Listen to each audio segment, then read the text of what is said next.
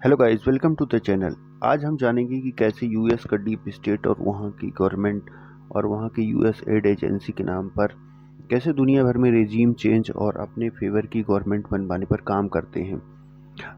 चाहे वो हांगकांग हो, कोलंबिया हो, वेनेजुएला हो, क्यूबा हो या फिर कहीं ना कहीं कई बार इंडिया हो, यूएस का गवर्नमेंट कैसे एड के नाम पर कैसे रेजीम चेंज करवाती है, आज हम उसको जानने की कोशिश करेंगे। हालिया हमारे पड़ोस में एग्जाम्पल बांग्लादेश का ही लेते हैं।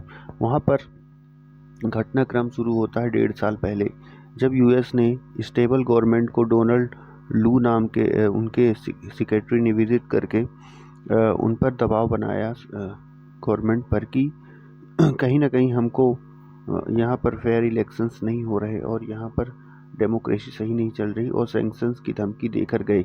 इसके बाद शेख हसीना ने कई बार मीडिया में खुलकर सामने आकर बोला कि यूएस गवर्नमेंट ऐसे लोगों के साथ काम करती है, ऐसे लोगों के खिलाफ काम करती है जो कहीं ना कहीं उनके इंटरेस्ट के अगेंस्ट में होते हैं। जो इनके इंटरेस्ट में नहीं होता उनको वो चेंज करवाते हैं।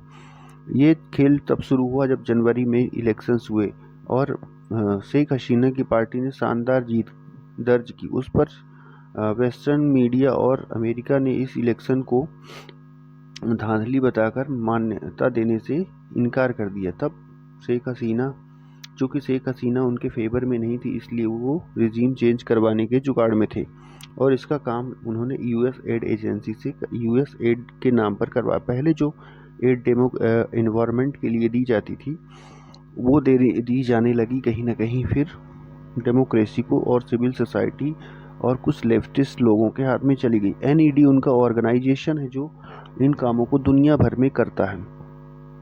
इसका सबसे पहला काम होता है अपोजिशन को राइज करवाना, student rise of the student करवाना, जैसे यूनिवर्सिटीज़ में स्टूडेंट का प्रोटेस्ट करवाना।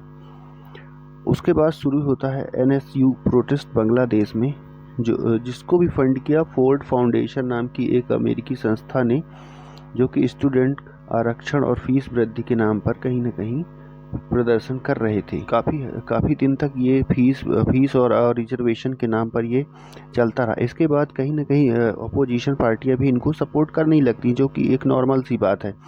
और उसके बाद बीएनपी जो वहाँ पर अपोजिशन पार्टी थी, बीसीएपी बांग्लादेश छात्र एसोसिएशन के साथ मिलकर काम करने लगे। बीसीएपी एक वही छात्र संगठन जो प्रोटेस्ट में सबसे बढ़ चढ़कर हिस्सा लिए था।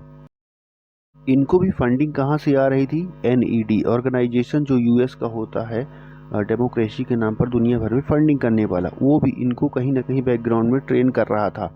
और साथ ही साथ इनको सोशल मीडिया का भरपूर सपोर्ट मिल रहा था। सोशल मीडिया में ऐसा नरेटिव फैलाया जा रहा था कि शेख हसीना कहीं ना कहीं ख़राब और बांग्लादेश के इंटरेस्ट के खिलाफ है।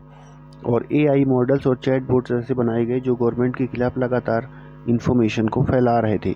उसके बाद पूरा दबाव बनाकर बांग्लादेश पर रिजीम चेंज की दिशा में कदम उठाया। उसके बाद ये स्टूडेंट प्रोटेस्ट दिन ब दिन हिंसक होते गए और सरकार के खिलाफ ऑपोजिशन और ये स्टूडेंट्स यूनियन मिलकर एक लंबा संघर्ष और हिंसात्मक संघर्ष करने लगे।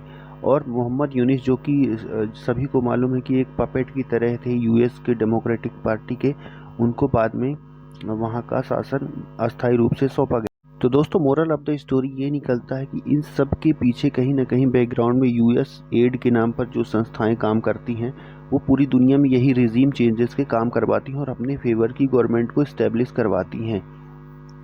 डोनाल्ड ट्रंप ने इस एड एजेंसी को बंद करवाकर कहीं ना कहीं थोड़ी दुनिया के लिए राहत तो दी है, पर देखना है वो नए किस हिसाब क्या नए रूप में आएगी या डीप स्टेट को सच में ख़त्म कर दिया जाएगा। फिलहाल तो ये एक मिथ है, क्योंकि अमेरिका को सुपर पावर बने रहने की भूख है और सुपर पावर भी इसी से बनते हैं कि कैसे दूसरे देशों में रिजीम चेंज करवाया जाए और उनके डेवलपमेंट को किसी तरह से रोका जाए या उन्हें अपनी फेवर की गवर्नमेंट बनाई जाए। जय हिंद दोस्तों, भारत माता की जय।